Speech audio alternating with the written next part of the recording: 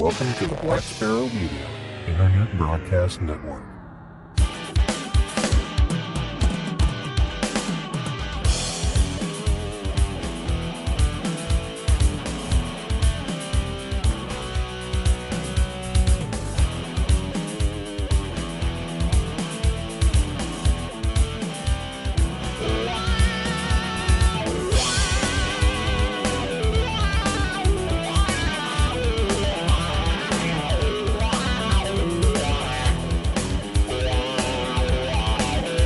You are listening to Linux in the Ham Shack.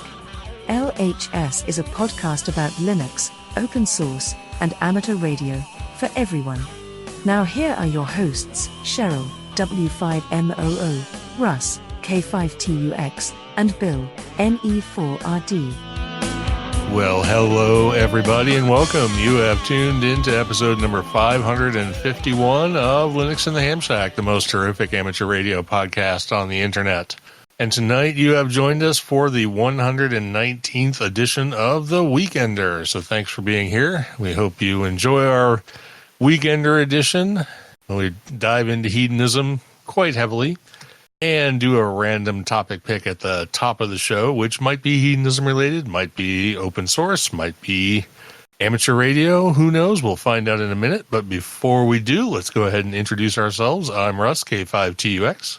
I'm Cheryl, W5MOO. And I'm Bill, NE4RD. All right, so I guess without further ado, I should probably just go ahead and push the button and we'll hear a really crappy rendition of the picker wheel sound and we'll have a topic. So here we go. Oh, actually, that was pretty solid. Yeah, not too bad. Okay, and it just slid on to resources for learning and improving CW operation. Okay, I'm out. Well, maybe we can get some feedback from the peanut gallery as well. I have been doing some CW operating and trying to learn CW a little bit better. You know CW to a reasonable extent. You feel like you're contest capable, right? Oh, yeah. Yeah, contest capable for sure. Which means, by which I think we mean that you can send and copy at more or less 20 words per minute, which is, a 15 to 20, I guess, is typical contesting speed. Yes. Yeah. At the early parts of the contest, it's like around 26 to 30. But you get kind of used to states and call signs. I think it's the easiest thing if you're not really thinking about having to have a conversation and you know exactly what the exchanges are going to be like. You might have to listen a couple times, but you can probably copy it at a pretty high rate of speed. So just out of curiosity, because I haven't done any CW contesting per se, but do you literally just listen for a call sign, like a CQ and a call sign, and then you put it out there and then basically you're only focused on like the 5NN or whatever, and then you just send back and hope there's a 7.3 in there somewhere that you can hear? I mean, basically you don't try and pull out anything. You just hit the high points. So I'll do what's called like a search and pounce or whatever.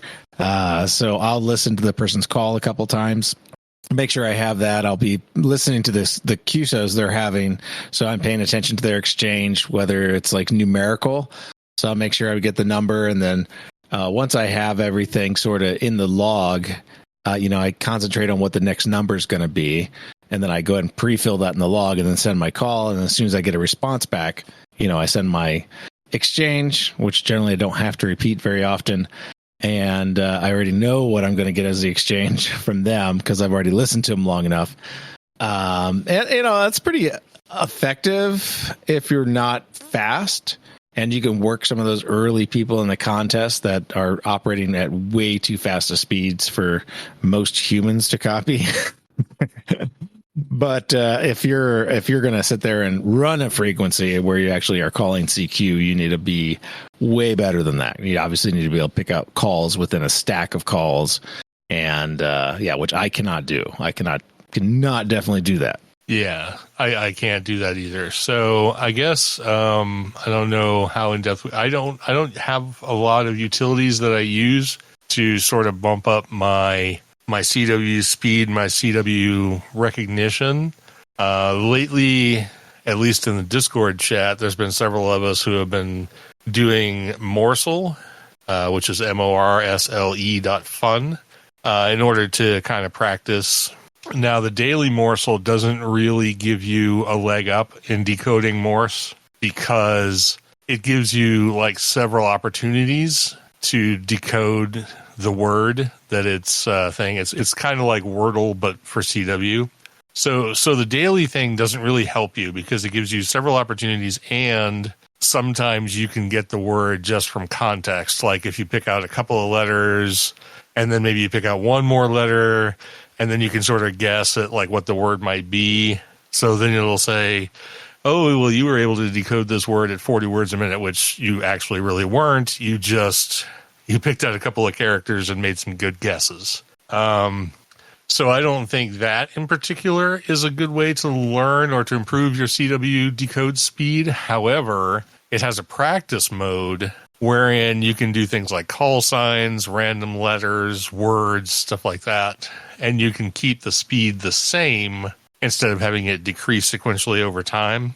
And if you're using the practice mode of Morsel to boost your CW speed, I think that over time would be effective. And then, of course, you can just do the daily one just for fun or whatever. Another one that a lot of people have been using lately that I've heard about is lcwo.net. It's a website called Learning CW Online. That's what LCWO stands for.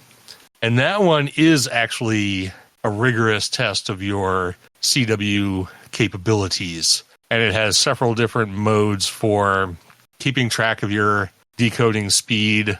It lets you choose like what things you want to decode, what character sets, how fast you want to hear them, and it keeps track of your hits and misses and also your effective speed. So like if you're decoding at 40 words per minute, or rather if it's sending at 40 words per minute, but you're only decoding 7 out of 20 characters, then it gives you an effective speed, which, there's some mathematics involved, but I tried it for, 10-minute run or something like that at 40 words per minute, and my effective speed was something like 2.7 words per minute. So obviously I'm terrible at Morse code, but the whole point is it's a tool to help you improve that, and I'm sure the longer I did it, the better I would get. So let's see. Anybody have any others? I can do a quick search.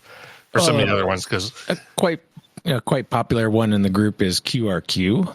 Oh yeah, QRQ, and that's a native Linux application too. So right, it actually runs in Linux, OS X, Mac OS, and Windows as well. And that's really for just practicing call signs, capturing call signs, and stuff like that. Another one just like that, which is more Windows based, is the Rufz XP. That's RUFZ XP, and that's the one that if you were at our booth in Hamvention, you probably heard the very fast Morse code going on. That was that application being used. It's quite popular for people trying to learn ultra high speed CW. Can run call signs and everything else up to 217 words a minute. So if you really feel like you're going to be a high-speed learner, that's definitely a good one, because I think you can also create pile-ups with it, where you can hear multiple call signs at the same time at different frequencies, and you have to pick them out of the call sign. Do you know if that's what they use for the pile-up contest? I'm not sure about that, but I wouldn't be surprised, because I don't know, designed to do that. So right, because at Hamvention they have the pile-up contest. I haven't participated in it myself, so I can't speak to what it's actually like. But the whole point is you get people listening to basically dozens of CW signals on top of each other, and the whole idea is to see how many of them you can pull out of the pileup. And I'm gathering from the results I've seen that it's very difficult, although some people seem to be very good at it. So I don't know how much time you get. I don't really know anything about it, but if that's something you want to try, visit Hamvention and try the pile-up contest. I think Steve tried it this last time, and he said he got 1, I think. Oh, wow. Yeah. So I probably wouldn't get any, so. Apparently none is a definite possibility. I feel like I'd be in that camp. So I'm just hitting a quick search here, and there, of course, is the CW Ops CW Academy, which if you want to learn with a tutor, and I believe they also have software as well available with that. Plus, they have the CW Ops test nets that run like every Wednesday night. They do a CW Ops test, like a little mini contest among CW Ops operators. And then, of course, there's various levels of awarding and membership and stuff like that based upon how many CW Ops members you work. Let's see, what else we have here. We have the... is that done by W1AW, or is there a different one where they have the W1AW does a thing where they just do like a code practice every so often? Right, yeah, there's a code practice schedule on W1AW where you can actually tune in and you could find like, practice code bulletins where they take the bulletin and basically transmit it, and then that's part of the practice. So you copy the QST article basically or whatever. So it's like basically takes a page out of the QST and sends it, and then you just use that as your decode. And then they have a schedule of operation and what bands and whatnot. You can find that on the ARRL site.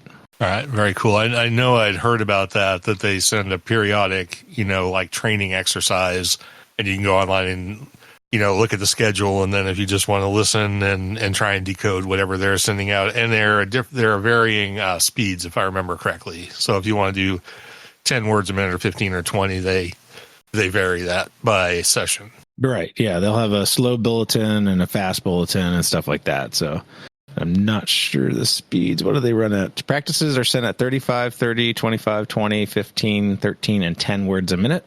That's for fast code. Slow code practices sent at 5, 7.5, 10, 13, and 15 words per minute. The code bulletins are sent at 18 words a minute, which kind of makes sense because it's a little harder to copy long words and stuff like that instead of shorthand copy. Right. And they even send the Keplerian elements across in one of the code practices. So if you want to manually copy your Keplerian elements for your gpredict, you could do that. If you want to get really good at numbers, there's one way to do it, I suppose. Yeah, it's not a number station, but it's almost. Yeah, because there were in the LCWO, there was one set that had characters that I had never heard in Morse code before. Things like plus and equals, I think. I don't think I'd ever studied those in learning any Morse code because I guess they don't really come up that much.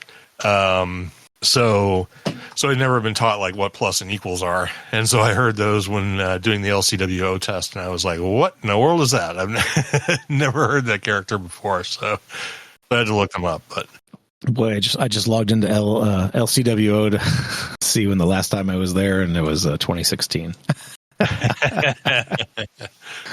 I have used it before, but it's been a while. Yeah, I think I had logged in a long time ago as well. I don't know how long LCWO has been around, but I know I still had a login. But I just started recently actually trying to use it to enhance my CW operation. So I think you said you looked up and you found something else, though?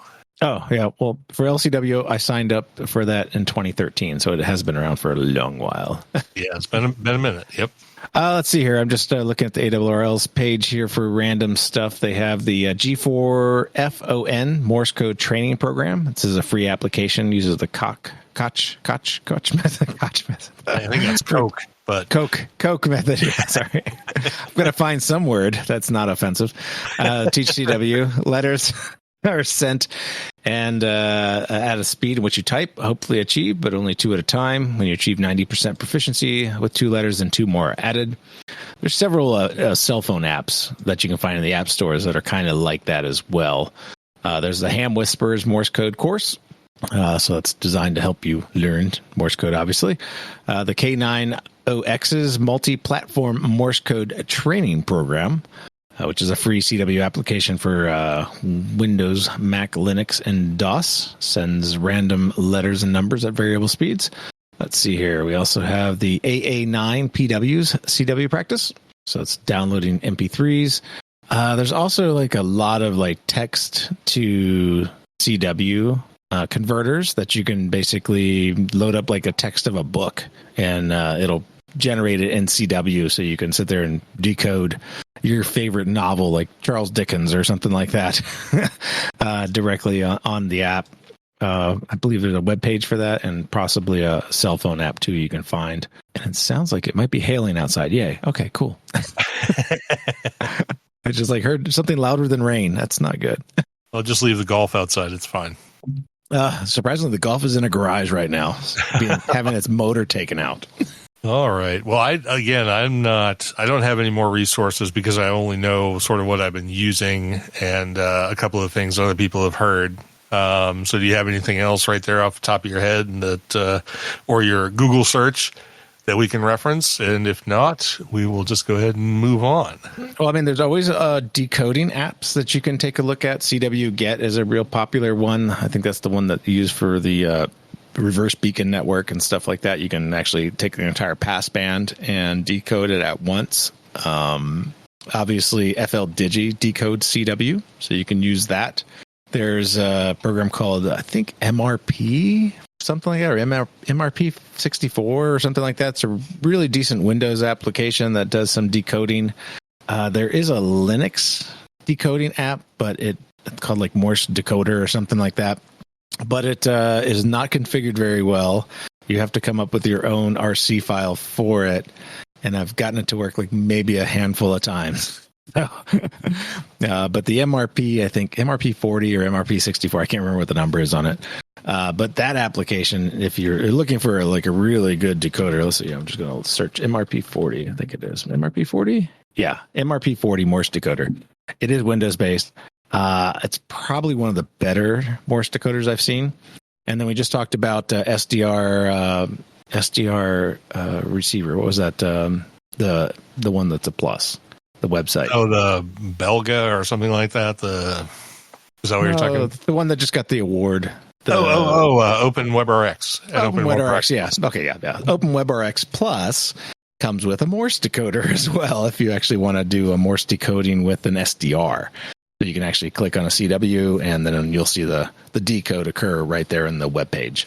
So yeah, there's a lot of cool little apps that can kind of help you decode, although I think the decoders in general are probably bad to use as a learning mechanism. Yeah, you don't really want something that kind of hands it to you because you don't really learn that way. But if you use it kind of in conjunction with some of the other tools where you actually have to mentally decode the characters while also sort of using the ones that decode for you to get the gist of what the letters sound like, that would probably be helpful. But yeah, you don't want to rely on them for sure. Because I've tried using the FL Digi ones and the like PSK31LX and stuff like that, the ones that actually listen to the signals coming in. And the problem is with, vagaries of band conditions and things like that, particularly QSB, they can be not very effective at decoding CW. So. Yeah, and plus if you're using those in a contest situation, you become an assisted contester. So you'd actually have to change your class, just as an FYI. Yep, assuming everyone is honest. All right, very good. I think that's quite a list of resources there. And if you're interested in learning CW, as a lot of people seem to be these days, I know I've said this before, but I'll say it again. It seems like with the dissolution of the CW requirement in ham radio, it's become much more popular. So, yeah, I agree. Sort of the opposite thing that everybody thought was going to happen. So, although I think the popularity is more in contesting and DXing as opposed to rag chewing. Oh yeah, for sure. I don't hear a lot of CW rag chewers, but I definitely see a lot of CW contesting, DXpeditions, POTA, that kind of thing. So, yeah. All right, very good. Well, that went better than I thought it would, actually. I'm almost glad that we didn't have a hedonism topic because I think we've done like 2 or maybe even 3 of those in a row. So I'm glad we had a more technical opportunity tonight before we actually get into the hedonism, which is what we're going to do now. So we'll bring Cheryl in here. I don't have any indication that she's not handy. So are you handy? I'm handy. All right, very good. Well, that means we're going to get into food because, food. We all got to eat. So let's do some hedonism, and Cheryl's going to start us off with some ethnic food, something we have talked about recently. Yes. So my recipe this time is for Indian butter chicken. This simplified version of the Indian classic combines chicken, tomato sauce, and a slew of aromatic spices all in one pot to make it a flavorful dinner that's just as good as the version you'd get at a restaurant, but it's way easier to make. Excuse me. Serve it over rice with a bit of cilantro to balance the heat, and your dinner is done. And for this, you need 2 pounds of boneless, skinless chicken breast cubed, salt, pepper, chili powder, turmeric, unsalted butter, diced yellow onion, garam masala, ground cumin, cayenne, grated ginger, garlic cloves, cinnamon stick, tomato sauce, water, heavy cream, some cooked rice, jasmine or basmati as suggested, and some fresh cilantro. And all of your ingredients and directions will be in the show notes. And for my mixed drink corner this time, I chose the Bengal Tiger cocktail. It's a refreshing and fruity cocktail made with brandy, cherry liqueur, orange liqueur, and pineapple juice. And for this, you need brandy, Cointreau, a cherry liqueur, pineapple juice, and you put everything in a cocktail shaker, shake well, and strain it into a cocktail glass. So a nice, refreshing cocktail with your meal. Well, interestingly, we have some crappy brandy we could probably use for this, yeah. in that very drink. So maybe if I get around to doing the little YouTube extra I'm planning on that particular brandy, I guess it's cognac, but I can't remember if I'm assuming cognac is a subset of brandy, not the other way around. So, right. Whatever it is, when we get around to doing that, maybe we'll make this cocktail at the same time. That might be fun. So, and Bill's actually going to talk about a tiger-based cocktail as well. Not cocktail, but a drink as well. But before we do that, I guess I will jump into my drink corner. And tonight I'm going to talk about Green River Foolproof Bourbon Whiskey. There are several other expressions of Green River bourbon whiskey, or not bourbon whiskey, but Green River whiskey. Green River is a distillery out of Owensboro, Kentucky. They are listed as DSPKY10, which is one of those monikers that shows the original distilleries of Kentucky. You know how in Tennessee you have old number 1, 2, 3, 4, 5, 6, 7, and like Jack Daniels, for example, is old number 7. It's one of the original Tennessee distilleries. Well, those designators are the same thing for Kentucky. And Green River is number 10. So, and we went to Old Pepper, and Old Pepper was number 1? No, they weren't 1. What was Old Pepper? 5? I don't remember. Cheryl's probably digging around looking it up. Or ignoring me, either one. No, I'm looking. Okay, I think it might have been number 5. I think you're right. And I also want to say that the Greenbrier distillery that we went to was Tennessee's old number 5, if I remember correctly. I could be wrong about that, but I think Greenbrier was 5 as well. Anyway, that's neither here nor there.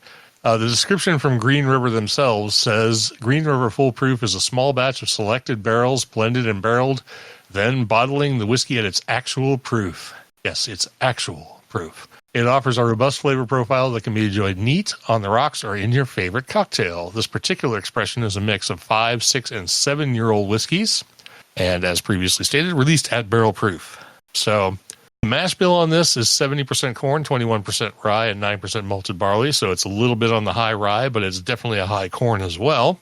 So you're definitely going to get a little bit of the spiciness and a lot of the sweetness. I don't know for sure, but I think 70-21-9 is an MGP. I did look it up. MGP is 70-21-4. So I'm not sure what the other 5 is being used for. Maybe just regular barley or wheat or something like that. MGP they have a lot of different mash bills. So yeah, their generic mash bill for that would be the 70-21-4. That's what they publish at least. I don't know. So maybe it's not MGP. It doesn't matter because this is an excellent whiskey, whether it comes from MGP distillation or not. The proof on this release is 117.3, which is a really odd number, which comes out to 58.65%. The color on it, a medium caramel with a slight amber hue, exactly what you might expect out of a 7-year bourbon, mixed with a couple of younger bourbons.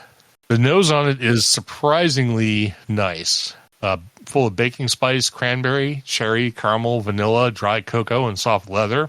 I can't wait for the weather to change and for it to be fall sort of winter to cool off, because I think this would be really excellent as a fall time or early winter time whiskey, and would be really good in an old fashioned for that time of year. The taste on it is pretty similar, but it does have a few other things in it. There's brown sugar, leather, honey, cherry, chocolate, and baking spice. And all of these go really well together, by the way. And the finish on it is a nice, smooth, long finish with dark fruit, cocoa, graham cracker, toasted oak, and a hint of tobacco leaf. And I have actually tried this before since we brought it back from Kentucky, and I'm trying it again. I remember really liking it when we first tried it, and I really like it tonight. So while I was kind of down on the Larceny Barrel Proof last time, I'm really up on this one. And I had really never heard of Green River Distillery before we picked some up. And I tell you what, for the $49.99 this 750 milliliter bottle cost, I will definitely keep this on hand going forward. I really like it a lot. It's not pushing like my favorites. It's not up there with Old Forester 1920 and things like that. But it's up there. So I'm going to give this a solid 95. And you might even bump that up 1 point just for how inexpensive it is. So, real extra points for cost. Extra points for being a great value. So, Old Pepper is number 5. It is number 5. Yeah. Okay. Yeah. So on taste alone, 95. If you include value for money, we'll give it a 96. But anyway, that's Green River Foolproof Bourbon Whiskey. And Bill has his whatever corner tonight, and he actually has lots of stuff to talk about, so we'll let him do it. Yeah, so we're kind of lucky here in Billings. We actually had access to a awesome brewery in Portland, Oregon. So if you're already familiar with this, then screw you. But it's new to us. It's called Great Notion Brewery, and they put out a lot of interesting products, including a lot of let's just say I have had a lot of their stuff: IPAs, stouts, tart ales, sours, smoothie sours. They put out a lot of interesting products that have what I would consider probably a lot of expensive ingredients, which sort of justifies some of the pricing that I see from them. But this weekend I decided to take a few home. Now, I mean, one of them I've had lots of, which happened to be the Tiger's Blood, which was what Russ was alluding to about the tiger drink. But I brought home 3 tart ales and then one Jammy Pants, instead of, it actually says tart ale here on the can, not classic sour, which I copied off the internet. So maybe they're all tart ales. We're able to mix and match a 4-pack basically when I bought it. But yeah, Great Notion Brewery is started by 3 friends and neighbors in Portland, Oregon, offering hazy, fruit-forward IPAs, culinary-inspired sours, smoothies and stouts, hard seltzers, and non-alcoholic hop, water, and soda. Well, nobody cares about the NA stuff, but anyway. So the ones I brought home with me this weekend to try out, and I'm on the last one right now, is the first one is the Strawberry Shortcake, which I did try before I bought. This is a tart ale at 6%, and they say, cool off with a couple laps in the pool of Oregon strawberry and luscious vanilla with our classic tart ale that tastes just like the dessert. And yes, it tastes just like strawberry shortcake with just that tartness, that little tart flavor. It's not one of those disgusting bile sours or something like that, but like a true tart ale. The Tiger's Blood is another one I had. I've had this one actually on tap before as well. And I have to say the can is probably more consistent in flavor, only because of the ingredients that they make these with, that there can be some settling that occur inside of a 6-barrel. The Tiger's Blood is a tart ale at 8% ABV. And they say it's inspired by a classic shaved ice treat. Tiger's Blood is a tart ale with fierce flavors of strawberry, watermelon, and coconut. And I really like the coconut taste in it. It's quite prevalent in it. When they first tapped the 6-barrel keg, it was a bit very heavy on the coconut. because I think that's where it settled at, was pretty close to the top. But that did mellow out eventually. But the cans are definitely a lot of coconut forward flavors in it. And it tastes really good. Seedless is one I had when I just came home. It's a tart ale at 6%. Seedless is a tart and refreshing summertime gozy. Or goes. I don't know how you say that. We actually experienced Gosa for the first time the other day, and so we know it's Gosa. Gosa. Okay, Gosa with watermelon and dragon fruit. And, generally I don't like the Gosas. They have kind of they're salty. Yeah, they just have a weird kind of just undertone to them that sometimes spoils whatever you're trying to create with it. But this one is actually really nice. The watermelon doesn't really come out that well in it. But like the overall kind of fruitiness does sort of linger in that tartness. So it does make it interesting and tasty. But probably not my favorite. I wouldn't go back and like, oh, you got it on tap, I want that. No, negative. But I wouldn't mind drinking a can of it if it were provided. And the one I'm drinking right now is called Jammy Pants. And this is a tart ale at 7%. And it says, get your drinking pants on with an original version of Jammy Pants. This tart ale is brewed with the finest Oregon grown blueberry, boysenberry, and blackberry. And yes, it's very fruit forward. And again, it has a really nice balance with that tartness. All their tart ales really have a nice kind of base that they must build all these with, and it's quite pleasant. It's quite pleasant. So if you're into like the sours and maybe the not so sour tart ales, or this particular brewery, Great Notion Brewery, has some very interesting things. They did make a smoothie sour. That is, obviously smoothie sours are very expensive to make. And it was called Luminous Pie. I don't think you can find it anymore, but imagine a sour that has banana, cinnamon, vanilla. Yeah, it tastes like a smoothie. It's they're doing some amazing stuff over there. I think right now at the bar MT downtown, they have their espresso stout on tap, which is a very good stout, like very espresso-y. Like I think you would possibly get a caffeine buzz from drinking the stout. And they also have the blueberry tart ale on tap. And very good as well. So I didn't get those on can, but check out Great Notion Brewery. It's available in your state. Highly recommended. Good high quality ingredients in everything they make, including like the IPAs and everything else. They make a really nice IPAs. So there you have it. Yeah, very good. Because when we went up to Kansas City a couple weeks ago, we experienced Gosa for the first time too. And they kind of explained what the brewing process was with it and how it has its sort of signature salty, oaky flavor. And we didn't wind up buying the Gosa. It was really interesting, and I think we were both intrigued by it, but not enough to actually bring a growler of it home. But we did bring home a growler of the strawberry shortcake Hefeweizen and strawberry milkshake Hefeweizen. And the sour saison, which were both excellent. So we drank the saison yesterday. Nice.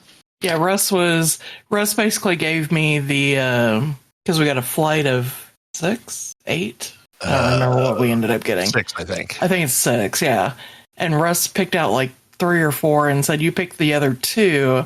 So I want to try the strawberry milkshake, and he kind of wrinkled up his nose. He's like, yeah, okay, whatever. And when he got back to the table, he's like, I think that's one of my favorites. I was like, Yeah, a lot of the tart ales, you kind of have to have a little bit of it. If you just take a sip, I don't think you really can appreciate it, because sometimes the initial hit on some of these tarts and sours can be a little overwhelming to the palate. So you almost need to like sort of deaden your senses just a smidge and get that second or third swig in, and then you kind of start feeling the complexity of the sour or the tart ale and can appreciate it a little bit more. Or you can just say it's disgusting and not drink it. Right. Yeah, I think we got the strawberry. I know we got the strawberry milkshake, and I think the sour we got was the berry bomb, if I remember correctly. No, it was called Farmhouse something. It was the sour saison. I don't remember the tag is in the trash if you want to go take it out, but no. Yeah, no, that's okay. Yeah. But anyway, yeah, it was a Farmhouse saison. It was quite good. So that's one thing about Brew Lab. Like the experimentation that the Great Notion people are doing. That's what Brew Lab does. They do all kinds of experimentations with all kinds of different beer expressions and fruit infusions and stuff like that. And they do imperials and everything else. So we love going up there. Awesome. So And they have really good food too. Oh yeah, the food's excellent as well. Can't forget that. So for announcements and feedback, we don't really have one. We had one bogus bit of feedback on YouTube, which I deleted. And as far as announcements, the only one I have is that in a couple of weeks, we will be at the Huntsville Ham Fest. That's the 17th and 18th of August. So come visit us there if you can. And with that, let's move on to our very, very short list of new subscriber supporters and live participants. So this time we had no subscribers and Patreons. We had no one join us on Facebook. We had no one join us on Twitter. No one on Instagram. On Mastodon, we had OE1RFC. No one on the mailing list. On Discord, we had Slash. I'm assuming that's correct. Or is that Slash a type? or Root? Yeah, whatever. Gotcha. Okay. We had SAHORESJI. Not going to try to pronounce that. KD4LEE. Lee. Temporary Human. Rixamix, and JJ N9TN. On YouTube, we didn't have anybody. In the live chat, we had Tony, K4XSS, Bill N3AJ, and Jill K1TTZ, and Root. Yep, they were in here for a little while. Maybe didn't hear what they were hoping to hear, but definitely mentioned them anyway. So thanks for participating. And with that, we have come down to the end of our 119th edition of the Weekender, episode number 551 of Linux in the Ham Shack. We thank you all for listening. We hope you have a great week, and we hope you'll tune in for the next one, which will be a deep dive episode. And we're all looking forward to that, I'm sure. In the meantime, we'll talk to you all soon. Hope to see you at Huntsville if you get a chance to make it down to Alabama. And with that, we'll go ahead and wrap up this episode, number 551 of Linux in the Ham Shack. I'm Russ, K5TUX. I'm Cheryl, W5MOO. And I'm Bill, NE4RD73.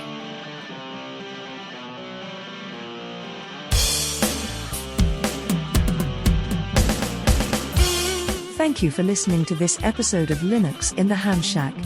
LHS is a community-sponsored podcast.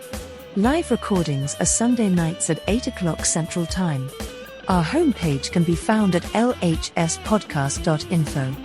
You can support the podcast via Patreon at patreon.com/LHS podcast. We're also on Discord, Facebook, Instagram, YouTube and Mastodon. Contact us via email at info@lhspodcast.info or via voicemail at 190954777469. That's 1909 LHS show. We also have merch. So until next we meet, remember to always heed your hedonism.